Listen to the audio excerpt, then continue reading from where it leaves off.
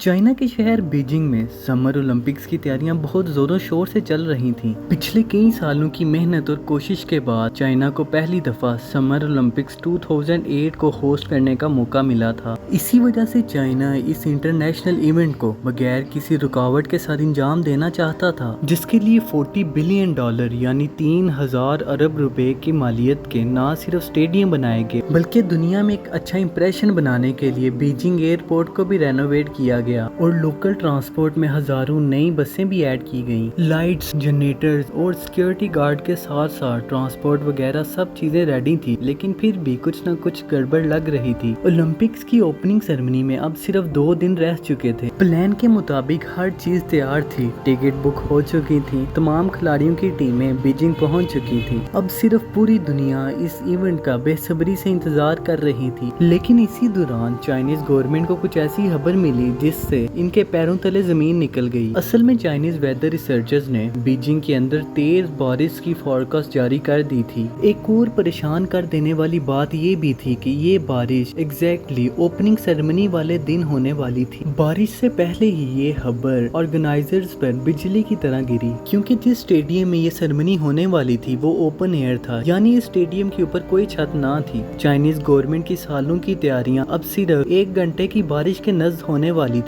Opening ceremony में अब सिर्फ 1 दिन का वक्त रह गया था। तमाम ऑर्गेनाइजर सर जोड़ कर बैठे हुए थे। इसी दौरान चाइनीज गवर्नमेंट ने एक ऐसा हल निकाला जिससे बारिश तो होगी, लेकिन इस बारिश से ना तो स्टेडियम गीला होगा और ना ही बीजिंग शहर की सड़कें गीली होंगी। नाजरीन, साइंस एंड फैक्ट्स की इस इंटरेस्टिंग वीडियो में एक बार फिर से खुशामदीद। इस मसले से निपटने के लिए चाइनीज गवर्नमेंट ने क्लाउड सीडिंग नामी टेक्नोलॉजी का इस्तेमाल किया। इस टेक्नोलॉजी की मदद से जो घने बादल ओपनिंग सेरेमनी से 1 दिन पहले ही बीजिंग शहर की तरफ बढ़ रहे थे, उनको इस शहर से बाहर ही बरसने पर मजबूर कर दिया, जिसकी वजह से इवेंट वाले दिन आसमान बिल्कुल साफ हो चुका था। दोस्तों, असल में क्लाउड सीडिंग एक ऐसी टेक्नोलॉजी है जिसको इस्तेमाल करके पूरी दुनिया में किसी भी जगह पर बारिश करवाई जा सकती है। क्लाउड सीडिंग काम कैसे करती है और इंसान के पास ये कैसे पावर आ गई है कि इंसान किसी भी जगह पर अब बारिश करवाने की ताकत रखता है, इन सब बातों को जानने के लिए पहले तो ये जानना पड़ेगा कि बारिश होती कैसे है। बारिश होने के लिए जो सबसे अहम चीज है वो है सूरज। जब सूरज की शुआएं समुद्र की सतह पर पड़ती हैं तो पानी एवेपोरेट होकर आसमान में चला जाता है। पानी के छोटे छोटे बुहारात मिलकर बादल की शक्ल इख्तियार कर लेते हैं। पानी के ये छोटे छोटे मॉलिक्यूल बादल के अंदर मिलते नहीं हैं, क्योंकि ये नेगेटिवली चार्ज होते हैं। आपने बचपन में किताबों में पढ़ा होगा, नेगेटिव चार्ज पार्टिकल एक दूसरे को रिपेल करते हैं, ना कि अट्रैक्ट करते हैं। लेकिन जैसे ही इन ड्रॉपलेट्स का सामना मिट्टी के ज़रात से होता है तो ये कंडेंस फॉर्म में आ जाते हैं और वजन बढ़ने की वजह से और ज़मीन की ग्रेविटी की वजह से ज़मीन की तरफ नीचे गिर पड़ते हैं, और इस सारे अमल को हम बारिश कहते हैं। ये तो बारिश का बेसिक प्रोसीजर था। क्लाउड सीडिंग की मदद से बारिश कैसे की जाती है? क्लाउड सीडिंग नामी टेक्नोलॉजी 1946 में पहली बार विंसेंट शॉफर नामी साइंटिस्ट ने डेवलप की थी। असल में इस टेक्नोलॉजी में सिल्वर आयोडाइड नामी केमिकल बादलों के ऊपर जहाज के जरिए स्प्रे किया जाता है, जो कि पॉजिटिवली चार्ज होता है। जब नेगेटिव चार्ज वाटर मॉलिक्यूल और पॉजिटिवली चार्ज सिल्वर आयोडाइड आपस में मिलता है तो कंडेंस फॉर्म होने की वजह से जमीन की ग्रेविटी इनको अपनी तरफ खींच लेती है, और ये सारा अमल आर्टिफिशियल रेन के नाम से जाना जाता है। 1967 में अमेरिका और वियतनाम की जंग के दौरान अमेरिका ने क्लाउड सीडिंग नामी टेक्नोलॉजी को इस्तेमाल करते हुए वियतनाम को शिकस्त दी थी। इस जगह सवाल तो ये पैदा होता है कि आखिर कैसे अमेरिका ने क्लाउड सीडिंग के जरिए वियतनाम को शिकस्त दी।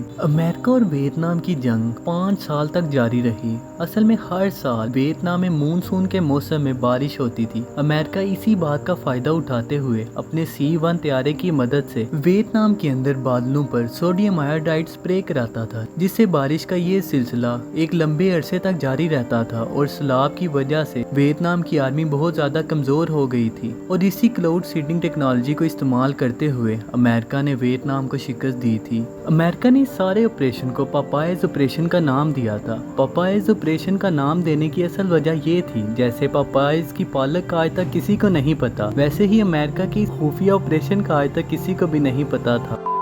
क्लाउड सीडिंग की टेक्नोलॉजी सिर्फ अमेरिका और वियतनाम के अंदर ही इस्तेमाल नहीं हुई, बल्कि आज के दौर में दुबई जिस तरह क्लाउड सीडिंग को इस्तेमाल कर रहा है वो काबिल तारीफ है। दुबई जो ग्लैमर का दूसरा नाम माना जाता है और जहां हर किस्म का ऐशो आराम मौजूद है, लेकिन क्या आपको मालूम है कि रेगिस्तान होने की वजह से दुबई पीने का पानी एक एक कतरा कर कर जमा कर रहा है, क्योंकि दुबई में साल में सिर्फ 10 बार बारिश होती है। इसी वजह से दुबई में कोई भी साफ पानी की रिवर नहीं बहती। अगर पानी की बात की जाए तो पानी तो दुबई के पास बेशुमार है, लेकिन समुंदर का ये पानी साल्टी वाटर है और ये किसी भी सूरत पीने के काम नहीं आ सकता। अगर इस पानी को पीने के लिए इस्तेमाल किया जाए तो ये सीरियस इंजरीज और हार्ट पेन की वजह भी बन सकता है। इस सारे मसले से इंसान को मौत भी आ सकती है। सवाल तो ये उठता है कि आखिर दुबई पीने का पानी लाता कहाँ से है। असल में दुबई में बड़े पैमाने पर रिवर्स ऑस्मोसिस प्लांट लगाए गए हैं जो समुंदर का नमकीन